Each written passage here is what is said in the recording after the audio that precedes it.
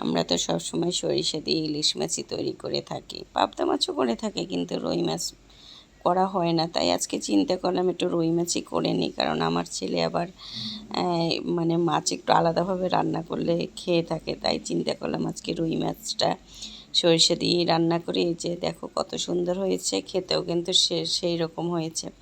তাই চিন্তা করলাম তোমাদের সাথে একটু শেয়ার করে নিই। আমি আমাদের গল্প পেজ থেকে তোমাদের সুস্বাগত জানাচ্ছি। এই যে রুই মাছটা রান্না করার জন্য এখানে কয়েক পিস মাছ নিলাম, এখানে 5 পিস মাছ, মাথাটাও ছিল, পরে চিন্তা করলাম মাথাটাও নিয়ে নিই। তাই এখন একটু হলুদ, লবণ, মরিচের গুঁড়ো আর একটু সরিষার তেল এটা দিয়ে মেখে 10-12 মিনিটের মতো রেখে দেব। এই যে হলুদের গুঁড়োটা দিয়ে দিলাম, এখন একটু মরিচের গুঁড়োটা সামান্যই দিলাম, আর একটু সরিষার তেল আর লবণ এটা দিয়ে ভালো করে মেখে নেব।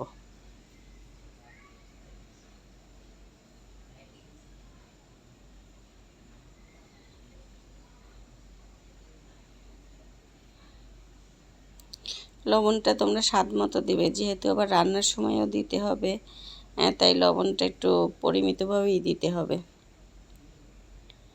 এই যে দেয়া হয়ে গেল, এখন একটু সরিষার তেলও দিয়ে দিচ্ছি। যেহেতু সরিষা দিয়ে রান্না করব তো তাই সরিষার তেলটাই ইউজ করব।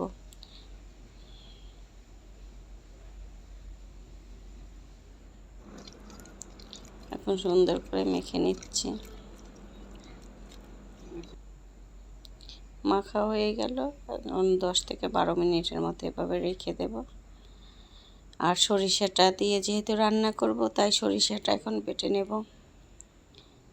এই যে এখানে 2 চামচ সরিষা নিলাম, কালোটাই নিলাম, সাদাটা আমার ছিল না। সাদাটা থাকলে একটু ভালোই হতো। 2-3 চামচের মতো নিলাম, আর 1 চামচ নিলাম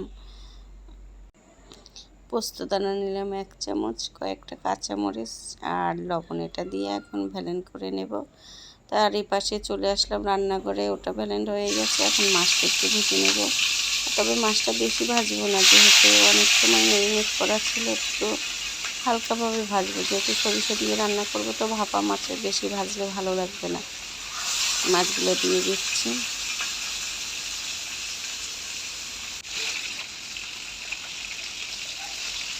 এই যে হালকা করে ভেজে নিচ্ছি।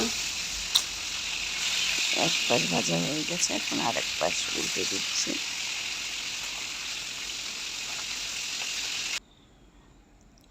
ভাজা হয়ে গেল দুপাশে, এখন মাছগুলো তুলে নিচ্ছি।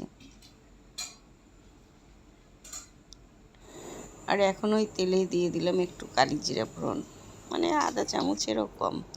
আর এখন দিয়ে দিলাম 1 চামচ রসুন বাটা, 1 চামচ আদা বাটা।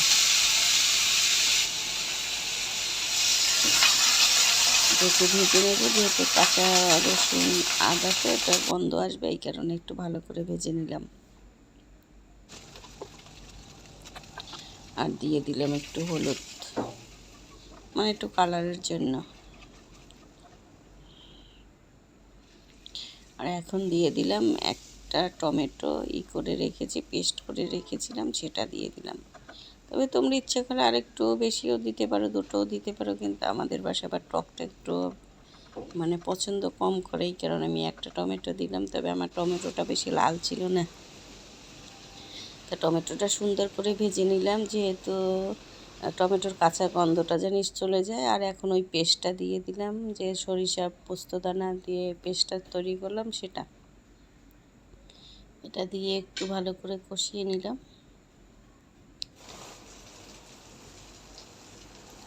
আর এখন দিয়ে দিলাম এখানে মানে 2 চামচের মতো নারিকেলের দুধ, এটা দিয়ে একটু ভালো করে কষিয়ে নেব।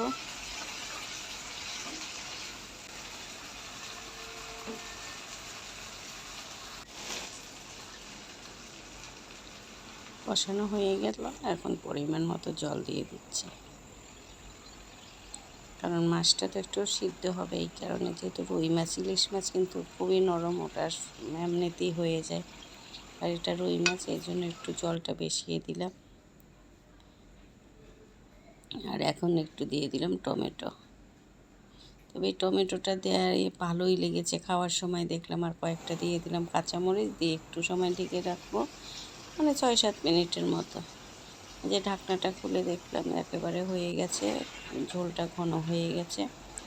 যেহেতু এটা গরম ভাত দিয়ে খাবো তো তাই একটু ঝোলটা রাখবো, তা না হলে তো আবার খাওয়া যাবে না।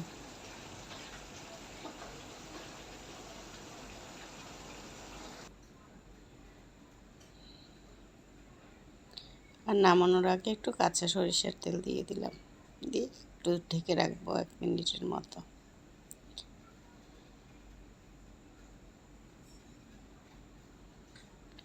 হয়ে গেল আমার সরিষা ইলিশ, সরি ইলিশ না তো রুই, সরিষা রুই। কি সুন্দর কালারটা আসছে না? আমার দীপ তো খুব ভালো খেয়েছে, খেতেও অনেক টেস্ট হয়েছে মাছটা।